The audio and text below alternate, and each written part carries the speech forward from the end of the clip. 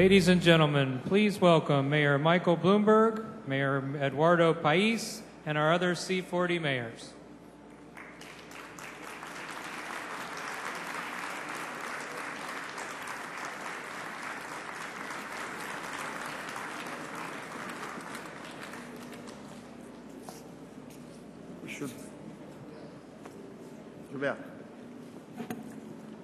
Bom, I'm gonna speak in Portuguese, so if you could get your headset. Probably my fellow mayors will not understand what I will say, but I better speak in Portuguese. So if you got time to get your headsets. Bom, eu queria... Later I'll translate to you. They said you're going to have headsets, so I'll speak in Portuguese if you don't mind, Mayor Bloomberg. Gostaria de dar meu bom dia a todos, minhas boas-vindas à cidade do Rio de Janeiro. Queria cumprimentar aqui o presidente do C40, o prefeito Bloomberg, cumprimentar o governador Fachola, de Lagos, na Nigéria, meu querido amigo prefeito da cidade irmã de São Paulo, Gilberto Kassab, senhor Hakas Wuner, senhor Kadir Tofas, Mayor Parkston, querido prefeito de todos os portenhos, Maurício Macri, Mayor de Seul, Wong Sun Park, saudar a presença aqui dos nossos visitantes, agradecer a presença do cônsul americano que vejo aqui, da presidente da empresa olímpica municipal, Maria Silvia, da imprensa aqui presente. É uma enorme honra para a cidade do Rio de Janeiro sediar a Rio+20. A Rio+20 é um evento, é uma conferência de chefes de Estado e de chefes de governo, mas mais do que isso, ela traz para o Brasil, para a cidade do Rio de Janeiro, a oportunidade de encontro de diversos segmentos da sociedade e de diversos níveis de governo. Nós vivemos dias de festa nessa cidade desde a última semana, a cidade tomada pela Rio+20, a Cúpula dos Povos acontecendo no Parque do Flamengo, uma série de eventos que já vinham acontecendo antes da Cúpula dos Povos da última semana. Esse espaço aqui, o Espaço Humanidade 2012, eu agradeço aqui a Fijan e a Fiesp por realizarem esse evento tão espetacular, que permite à população da cidade, assim como a Cúpula dos Povos, viver a Rio+20, viver esse momento importante e de discussão da nossa cidade. E a conferência, propriamente dita, sendo realizada ali no Rio Centro.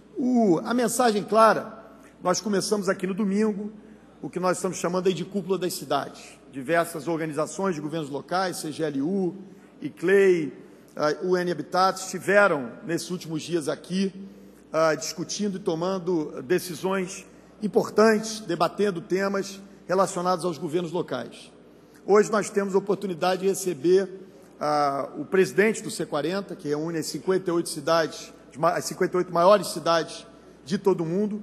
Isso traz para nós uma enorme oportunidade. Eu acho que a mensagem, que vai fazer o anúncio ao nosso presidente, o prefeito Bloomberg, mas eu acho que a mensagem clara desses homens aqui, representando prefeitos das 58 maiores cidades do mundo e prefeitos e governos locais de todas as cidades do mundo, é de que não há dúvida, isso é uma constatação, que o mundo de hoje é um mundo cada vez mais urbano, é um mundo em que já metade da população vive em cidades.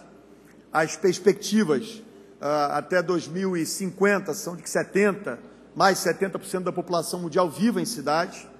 Os prefeitos são constantemente pressionados pelos problemas e pelos desafios ambientais e de sustentabilidade. Esses desafios cada vez mais acontecem nas cidades.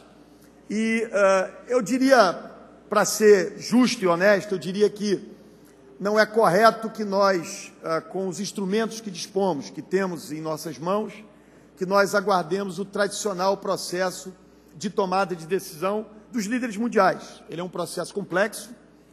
Eu não tenho dúvida que a presidenta Dilma tem tido e vai ter uma liderança muito importante nesses 3 dias de encontro de chefes de Estado e de governo na nossa cidade, na cidade do Rio de Janeiro, onde decisões importantes podem ser tomadas. Mas a mensagem que eu acho que os prefeitos querem passar aqui é que uma série de decisões e ações já estão sendo tomadas e outras decisões e ações podem ser tomadas pelos governos locais, pelas prefeituras. Estabelecer metas claras jogar o jogo de forma transparente, deixar as coisas abertas, sair do discurso para a ação, é o objetivo dos prefeitos. Os prefeitos são, repito, constantemente pressionados com os dilemas das cidades, com o dilema dos cidadãos. Portanto, é com grande orgulho que eu aqui, junto com o meu prefeito de São Paulo, Gilberto Kassab, recebemos os prefeitos de cidades importantes do mundo. It's a great honor, Mayor Bloomberg. Sorry that you could not understand what I said, but it's a great honor, and I speak on behalf of all the Brazilian mayors here with my fellow Mayor Kassab. It's really a great honor to be hosting this event, to have you here, and to listen to this great announcement that you're going to do in the name of all the cities and the big cities of the world. So thank you very much for coming. Welcome to Rio de Janeiro. Thank you.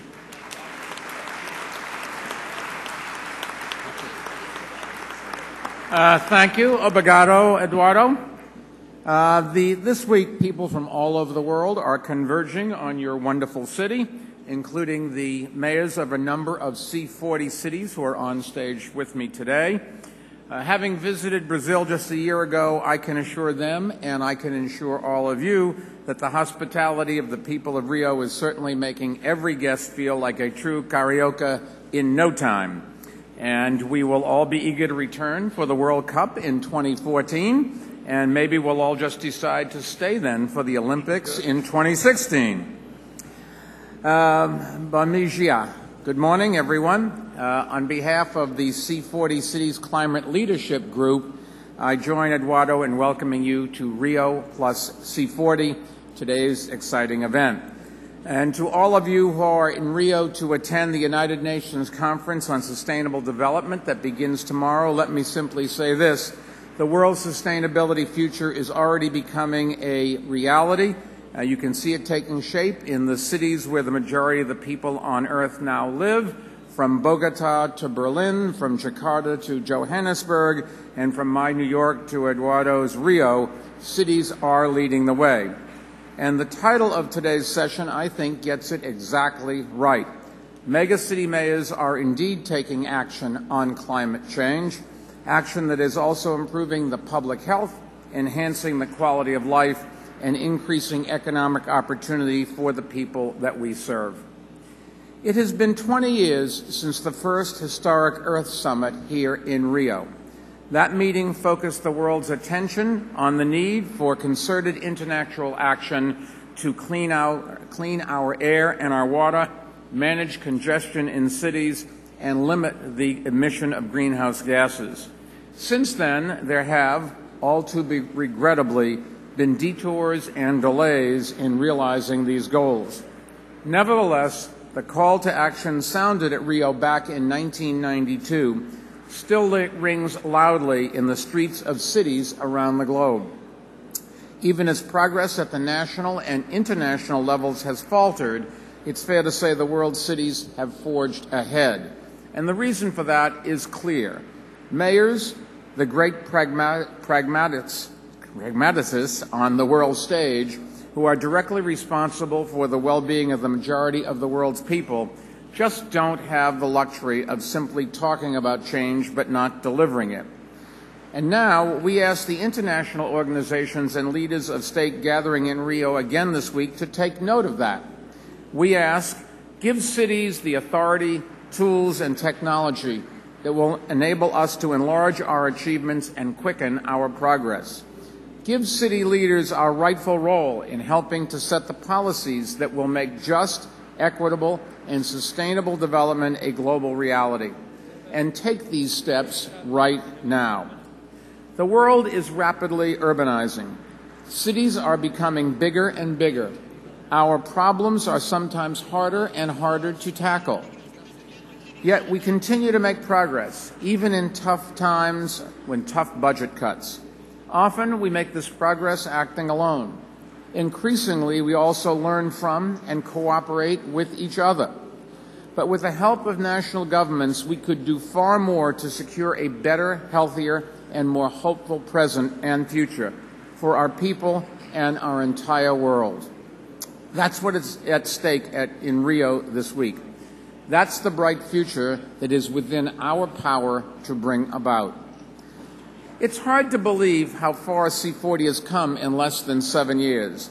There were 20 cities in this organization when it was founded, 20 cities that came together to share best practices and make common cause in combating climate change. Today, C40 has grown to 59 cities, cities where 1 in every 12 people on Earth live, and cities that account for some 14% of the world's total carbon footprint. Over the past 5 years, we've proved that when cities like ours act locally, we can have an impact globally. And today, we're providing the numbers that back up that statement, and we're announcing more concrete actions to build on our progress. At C40's meeting in Hong Kong 2 years ago, we agreed to a set of strong new organizational priorities. Near the top of that list was a commitment to more regular and rigorous reporting, analysis, and dissemination of our work. Last June, we took a big step in that direction with the publication of Climate Action in Megacities, our initial report on measures taken by 36 of the C40 member cities. It showed that they had taken more than 4,700 climate-related actions. Over the past year, cities have continued to build on that impressive work. And today, here in Rio, we're spelling out what that actually means. We're translating the actions cities have taken into carbon numbers that show the impact cities are having. And that impact is very impressive. The research we're announcing today shows that C40 cities have the potential, based on powers and policies in our cities, to reduce greenhouse gases by well over a gigaton. That's 1 billion tons each year by 2030 from the levels that we were at in 2010. Let me put that in perspective.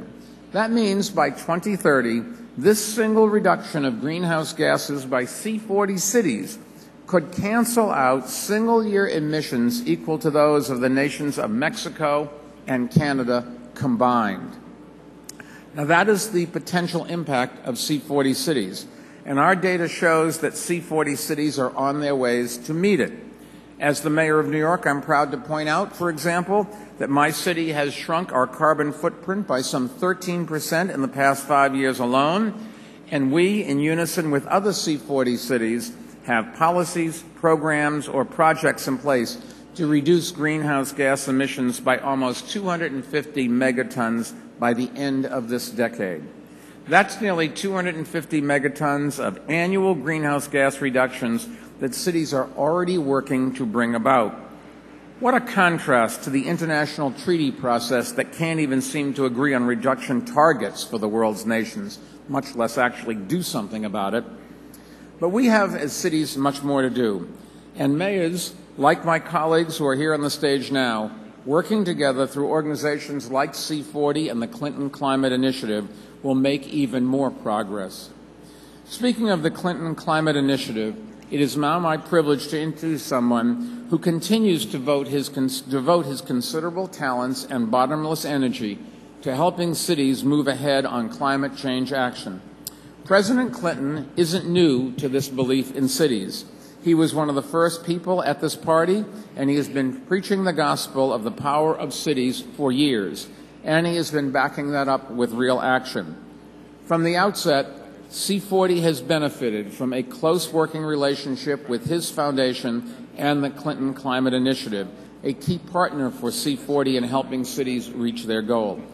That partnership is today stronger than ever. So without further ado, let me give you the former President of the United States and the head of the William J. Clinton Foundation, Bill Clinton.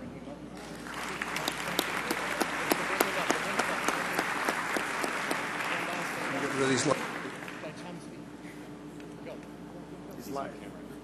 He's in camera. Why is he in camera? They don't know we're there. Okay. Say hello. Hello, can you hear me? Yes.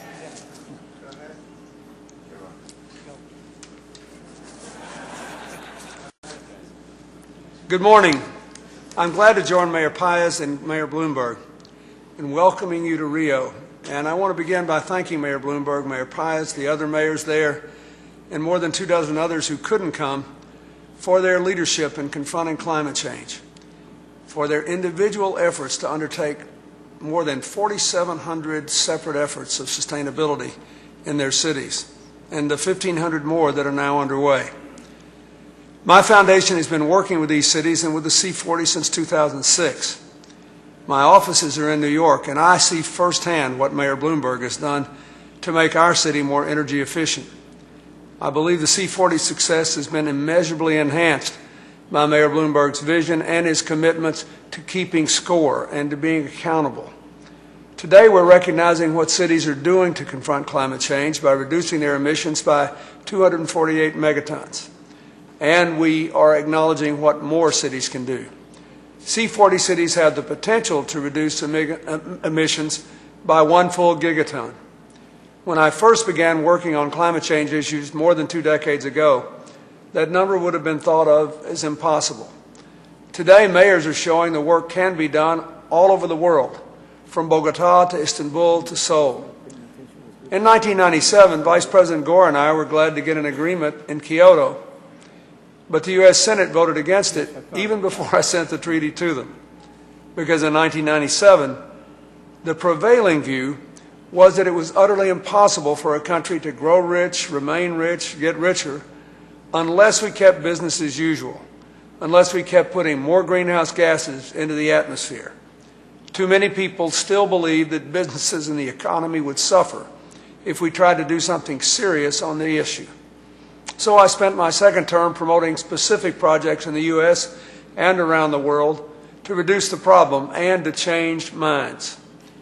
When I began work on this as a private citizen, I wanted to leave the policy to the policymakers, the politics to the politicians, and try another approach. Do more specific projects in cities around the world, involving the private sector whenever possible, to implement real, tangible actions, to drive home the reality that this work is both essential to avoid the worst consequences of climate change and good economics. In 2006, my foundation began working seriously on this issue in partnership with the C40 mayors to lower the carbon footprints of their cities, to reduce their greenhouse gas emissions, and in so doing to improve the quality of the air, the water, and the infrastructure of local citizens. So the most important thing I can say to you this morning, against the backdrop of Rio+20 and the ongoing discussions at the national levels, is that there is more evidence today than ever that sustainable development is the only development that makes sense environmentally, socially, and economically. What we must do here at Rio is to use the city's progress to continue to prove to the rest of the world that clean energy and energy efficiency are good economics. There are so many examples. In Los Angeles, we're working with the largest street light retrofit project to date, replacing all 140,000 street lights with LEDs to reduce emissions by 40,500 tons annually and save the city $10 million a year. And there's a similar project underway in Lima. In many Latin American cities, there are programs underway to deploy more hybrid buses, and even in Bogota, all-electric taxicabs. In Houston, the city government has adopted the highest new building standards of any city in North America except for Vancouver, Canada, along with plans to retrofit all 271 of their municipal buildings and 269 of their schools, something, as far as I know, that no one else has yet done on a systematic basis, but that all cities could do. Lagos, New Delhi, and Mexico City are taking major steps to close old landfills that are generating methane and to develop new ones in composting and recycling facilities, as well as to generate electricity from methane, something already well underway in Sao Paulo. Rio is working with us on a project to divert the organic material from its largest market to avoid methane and provide organic fertilizer. Now, waste management may not be glamorous, but it has an enormous impact on our efforts to minimize climate change. And that's why I'm very pleased about the partnership being announced between the C40, the State Department, the United States Environmental Protection Agency, and the World Bank to develop a coalition of cities and countries to reduce methane emissions associated with the disposal of municipal solid waste in landfills by improving their management systems. This coalition will work globally to replicate the work of the Clinton Climate Initiative in C40 cities. New Delhi and Lagos alone are expected to reduce their greenhouse gas emissions by more than 27 million MTCEs in the next 10 years through their waste management improvements. You can just imagine the impact this work will have when it's replicated all over the world. Because, as we all know, methane, black carbon, and hydrofluorocarbons clear the atmosphere much quicker than carbon dioxide. We need both these strategies, those that cut CO2 and those that produce the fastest results by cutting other pollutions. If we focus on the methane, the black carbon, and the hydrofluorocarbons, we can reduce the rate of climate change for the next 30 years by half and the reduce of change in the Arctic by up to 2/3. That's why the Secretary of State has worked so hard on this issue and why she's coming to Rio to push it. Here in the U.S., President Obama has asked me to join with a lot of his members of the Economic Advisory Council on a Better Buildings Challenge, which aims to make American buildings 20% more efficient by 2020. Just last year, the AFL-CIO, which represents more than 12 million working people in the United States, committed to mobilize pension funds to invest $10 billion to make our infrastructure more energy efficient. The private sector is pitching in because businesses know their bottom lines will improve. In just the last 2 years, members at our Clinton Global Initiative for the American Economy have made commitments of more than $84 million to invest in green initiatives to create thousands of new jobs and reduce emissions.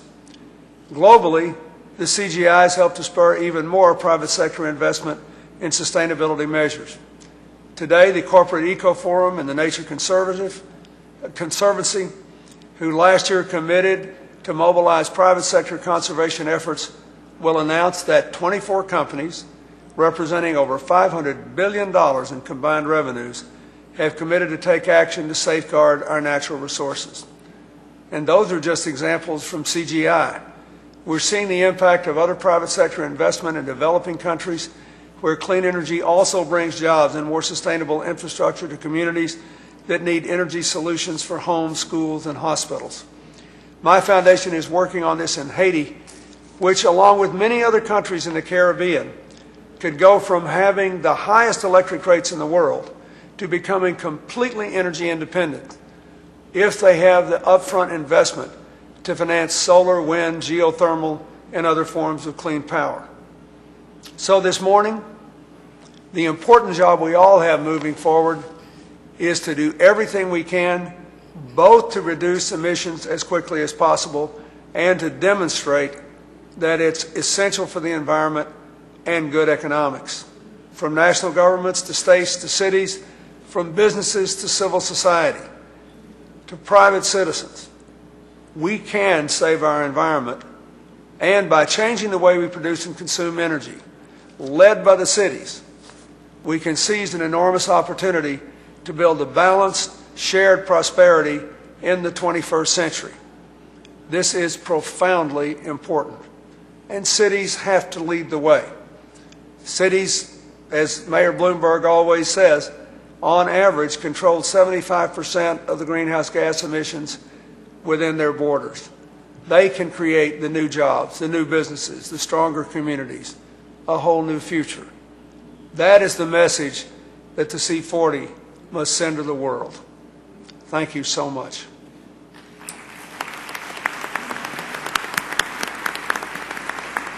Mr. President, thank you for joining us, and I look forward to seeing you when I return to New York. Let me point out that nearly 2/3 of the climate change actions the C40 cities have taken have been paid for solely from our city budgets, without support from our national governments. And that's because cities recognize the responsibility to act. We haven't waited for our national governments to go first or to authorize the funds. But it's also true that the work that we've done already and the work that we're doing going forward would be greatly strengthened by more effective cooperation from our national leaders. And I think I speak for all the mayors on the stage with me now in saying that message needs to be repeated and reinforced through the Rio +20 conference this week. Now, it is my privilege to join my C40 mayors in making today's historic carbon commitment by the world's great cities. We're going to have a handshake, pose for photos, and then we're going to describe some of these things in detail. Mr. Mayor?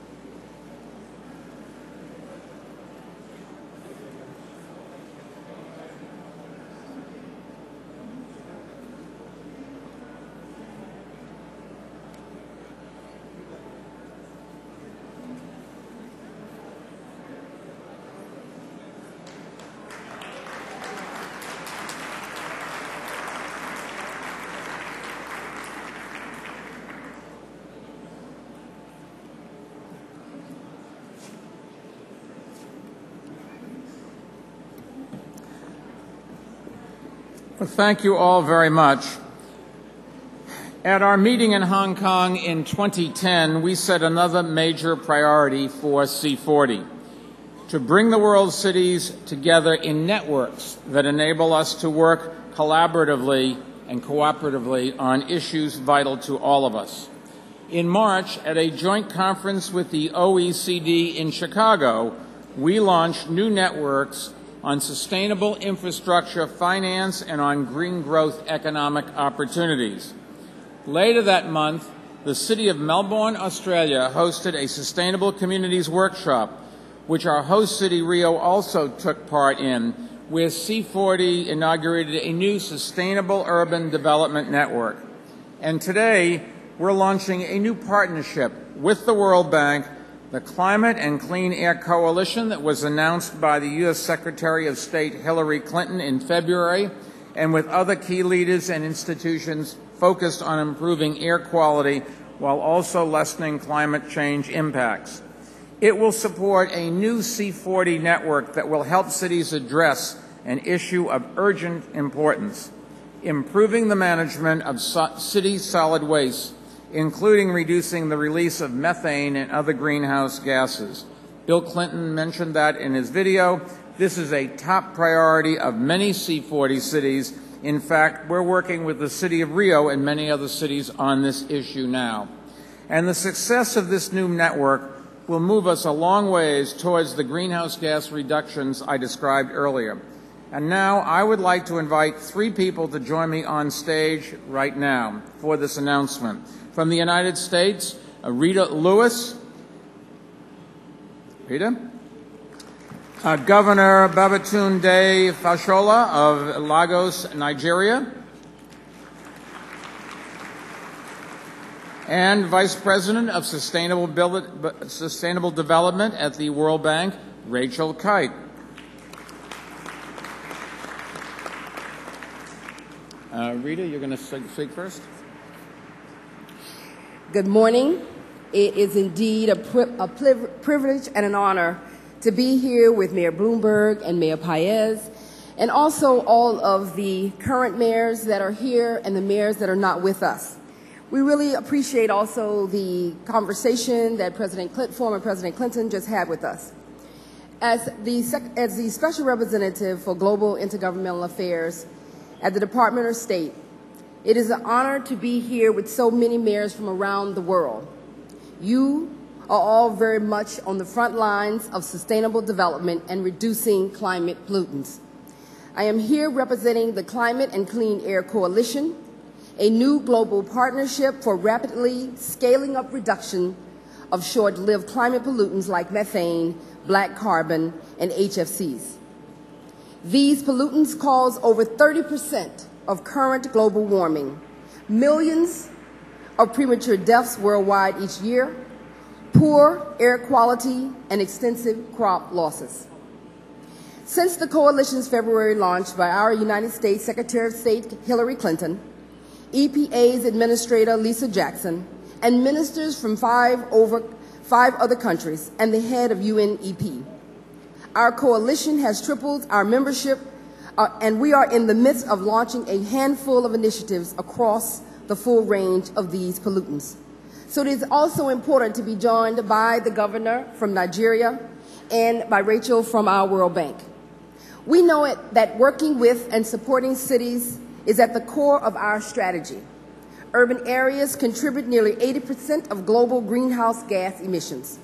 At the same time, city-driven solutions can quickly reach billions. Quite literally, cities are where the rubber hits the road. Today, we are announcing a groundbreaking partnership. Cities, countries, our coalition, the World Bank, the Global Methane Initiative, and CCI and C40, all joining together to reduce climate emissions. It is important to be able to be here and remember that methane is a substance 20 times more potent a greenhouse gas than carbon dioxide. Moreover, left undressed, municipal solid waste is predicted to double by 2025. We will be working with cities to provide an array of common-sense results-driven technical expertise and capacity building. And our climate and clean air coalition partners, countries like Mexico, Sweden, Canada, Bangladesh, the United States, and Nigeria, and others will cooperate very closely. Many of them are here today and in this audience, and we are ready and we stand eager to work with each of you on this exciting initiative. We're also building a knowledge platform of best practices to share with cities around the world. So we are grateful for the tremendous spirit of cooperation that we've had so far with the initial group of leading cities, and we look very much forward to working with others on this action-oriented, real-world partnership. So mayors and Mayor Bloomberg, together we believe we can improve the health of our citizens and make a real dent in global warming around the world. Thank you very much. Thank you. Governor?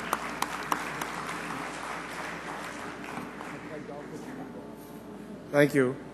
I'd like to thank our hosts, Mayor Paez, and of course my colleagues here and representatives of C40 cities and our multilateral agency partners like the World Bank for all of the support that they have given to perhaps the most important issue of our time, the environment and climate change.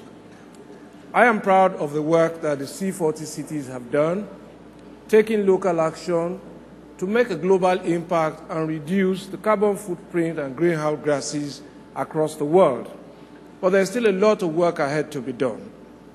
And I think that leaders across the world, national leaders in particular, must draw some examples and inspiration from the very eloquent words of President Clinton. I think that the prosperity of cities will be the prosperity of nations. I am happy also to announce that in Nigeria, my government in Lagos is taking leadership through advocacy, which I think is the biggest tool for combating the problem of climate change and global warming. The more people become aware, the more they're responsive to adaptation issues, the more they understand the impact of mitigation issues and how to respond to it. For the last 4 years, we have convoked an annual climate change summit, and I have gotten 36 governors in Nigeria to begin to hold state summits in their state. And of course, our local governments that are the closest governments to the people are beginning to take action. We're planting trees. We're closing down landfill sites that are generating methane. We're using more buses to carry more people and reducing the footprint of vehicles on our streets and on our roads.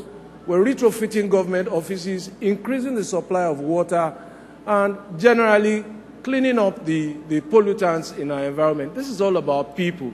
And I think the focus on the environment will, in the long term, explain more closely to our people that the environment is the biggest economy of our time. I am happy to be here. I am happy also to work with my colleagues to seek the work they're doing, to respond very quickly and proactively to the people who entrust us with power. Where are the people, where are the representatives in government that the people see? We are the ones who pick their phone calls, we are the ones who respond to their emails. And I think the increasing action of cities across the world will make our world a better place to live in. Thank you all very much for your attention.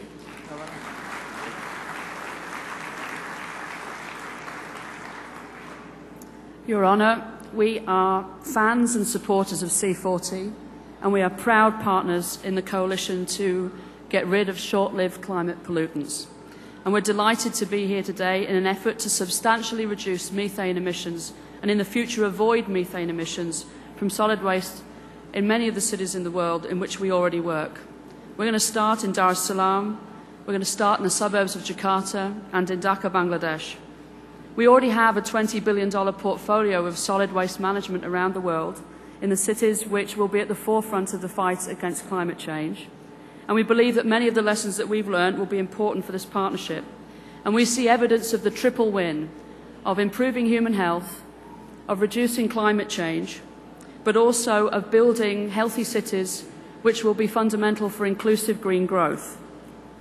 We see that the volumes of garbage are going to double over the next 15 years.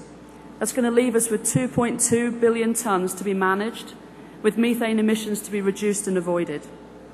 The cost of that is about $375 billion worldwide, but that's a $375 billion opportunity. The global market for post-consumer metals and cardboard recycling is $30 billion alone. But partnership is absolutely necessary because the costs of solid waste management will grow fivefold in the cities in low-income countries, and that's where our help is needed. So we're happy to mobilise so that we can move at speed and scale and to just get it done. Cities are the crucibles of innovation, and it's all going to start here. Thank you. Well, thank you all, and I wish every success in this important work. If we could get in front here, and we're going to take a nice picture, which is worth nothing on eBay, but everybody here will want one. Come right in the middle.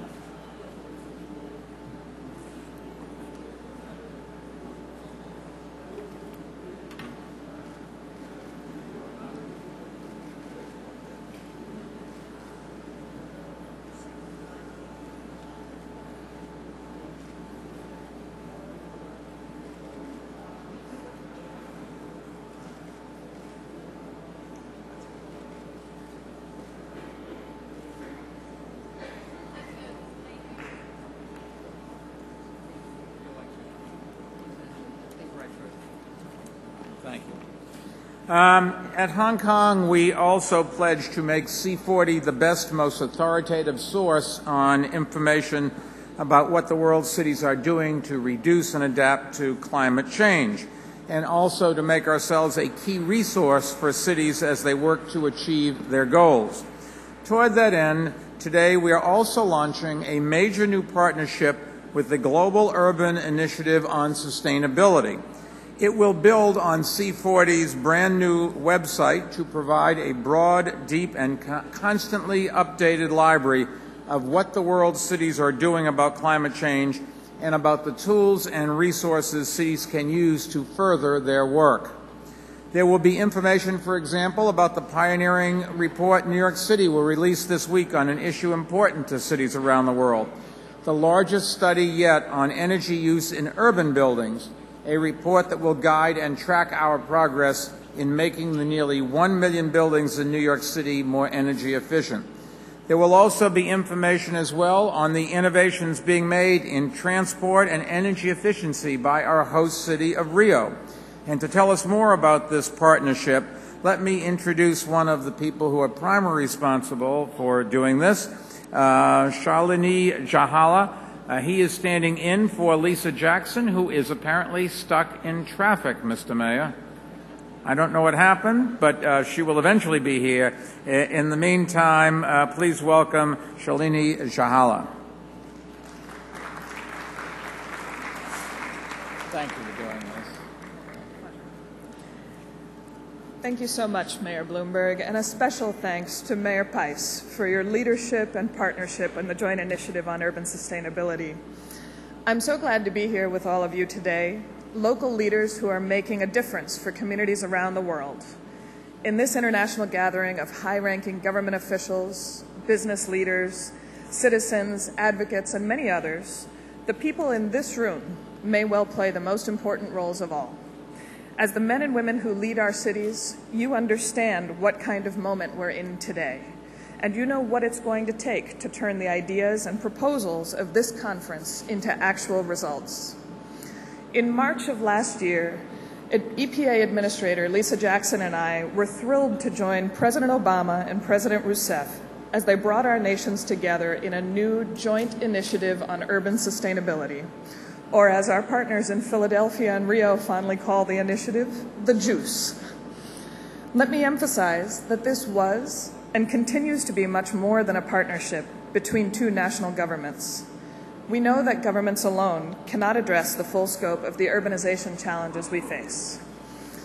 The joint initiative brings together leading officials like Mayor Pais and Mayor Nutter, two of the many city officials leading the transition to sustainable infrastructure, with private sector innovators, academics, and financial institutions, all to spark enduring change.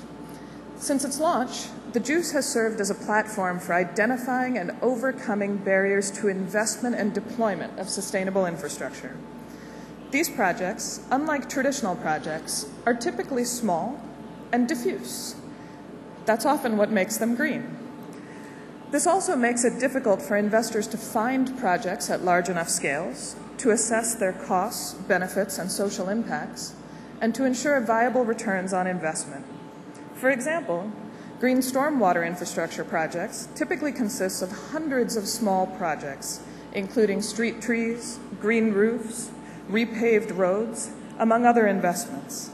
And even though these systems are often cheaper to build, they can also be much more difficult for cities to finance. Tomorrow, Administrator Lisa Jackson will join the Brazilian Minister of Environment, Isabella Teixeira, to launch the JUICE platform for catalyzing investment in urban sustainability. This interactive web platform, as Mayor Bloomberg mentioned, was developed with input from partners here in Brazil and from the US, and we owe a deep thanks to our partners in the city of Rio and Philadelphia for their tremendous leadership and contributions to this effort. The platform is designed to serve as an entry point for communities, local officials, but also for developers and investors who are looking to align efforts and catalyze greater investment in urban sustainability.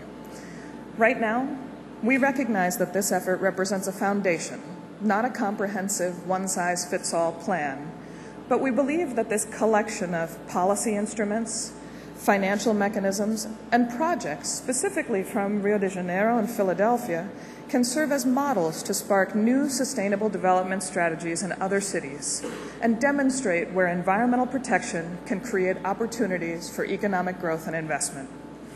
This is one reason why we are really excited today to announce a new partnership with the C40. This partnership will help extend the platform to cities around the world, expand our tools, and share the lessons we learn together to strengthen the partnerships we build and the strategies we put in place over time. This effort builds on the work that started 20 years ago here in Rio and seizes the new opportunities presented by innovative technologies and the ability to think and act both globally and locally. The JUICE is only the beginning, and I applaud all of you and knowledge partners like the C40 for your leadership and vision, and I look forward to continuing to work with you on all of these efforts. Thank you very much, and muito obrigada. Absolutely, and actually, Mayor, I can present you with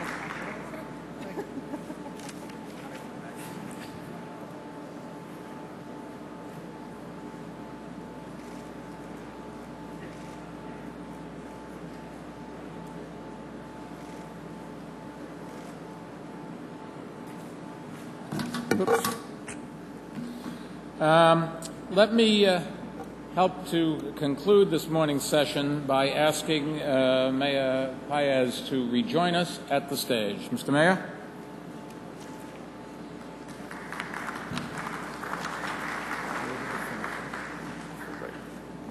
Okay, I'll go in Portuguese again, so if you put your headsets on, that would be great.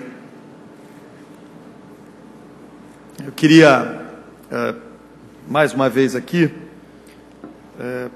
agradecer a presença de todos, agradecer a presença dos meus companheiros prefeitos de cidades importantes. Estamos aqui, o prefeito de Seul, de Johannesburg, de Buenos Aires, prefeito de São Paulo, Heidelberg, prefeito de Lagos, governador de Lagos, prefeito de Lagos, prefeito de Porto Alegre, prefeito, todos os amigos e amigas aqui que têm na causa das cidades um grande desafio. Eu acho que eu estou aqui para encerrar esse anúncio, mas eu queria chamar mais uma vez a atenção para o fato de que esse compromisso do C40, ele não é só uma carta de intenções, mas, acima de tudo, um desafio objetivo que as cidades têm diante de si. E a cidade do Rio de Janeiro, que há 20 anos atrás recebeu a Rio 92, e essa é que é a mudança de postura que todos nós, prefeitos do mundo, temos que adotar agora, e a opinião pública, a imprensa deve cobrar isso.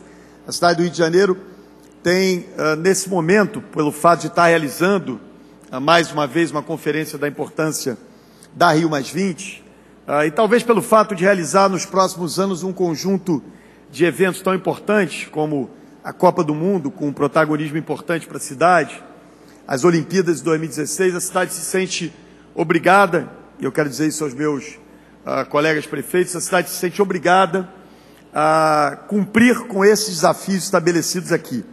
Não são desafios simples, mas são desafios possíveis.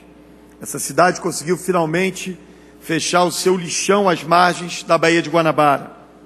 Eu sei que a imprensa internacional aqui conhece um pouco menos dessa realidade, mas era inadmissível que a cidade que realizou a Rio 92, a conferência sobre meio ambiente, 20 anos depois tivesse o lixão às margens da Baía de Guanabara aberto, funcionando da maneira que vinha funcionando. A cidade do Rio, 15 dias atrás, inaugurou o seu primeiro sistema de BRT, que é uma solução original, criada em Curitiba, criada por um brasileiro, ex-prefeito de Curitiba, Jaime Lerner, e que se espalhou pelo mundo e que, infelizmente, acabou sendo adotada de maneira ainda tímida no Brasil. O Rio abraçou essa ideia original, buscou sofisticá-la e hoje constrói 150 quilômetros de linhas de BRT, mudando completamente a realidade de mobilidade da sua população, reduzindo emissões, tirando ônibus das ruas. Portanto, eu quero aqui, em nome de todos os cariocas, dizer para meus colegas prefeitos e para a sociedade que essa cidade assume também, nesse momento, compromisso muito forte no sentido de avançar na melhoria das condições ambientais, mas especialmente na redução dos gases do efeito estufa. Eu queria dizer que o Rio se sente muito honrado em ser cidade-sede de um anúncio tão importante e que certamente o Rio será guardião desse desafio lançado pelo C40 para todos os seus prefeitos. Portanto, eu agradeço muito a presença de todos, que todos se sintam à vontade nessa cidade tão aberta. Essa é a cidade da diversidade, essa é a cidade sem preconceitos, essa é uma cidade fantástica e especial, assim como as cidades dos meus colegas prefeitos, e tenho certeza que todos vão estar inspirados, especialmente os chefes de Estado e Governo, pelas maravilhas do Rio de Janeiro, para tomar decisões importantes ainda essa semana. Muito obrigado a todos. Vamos parar agora para um pequeno intervalo. Obrigado a vocês.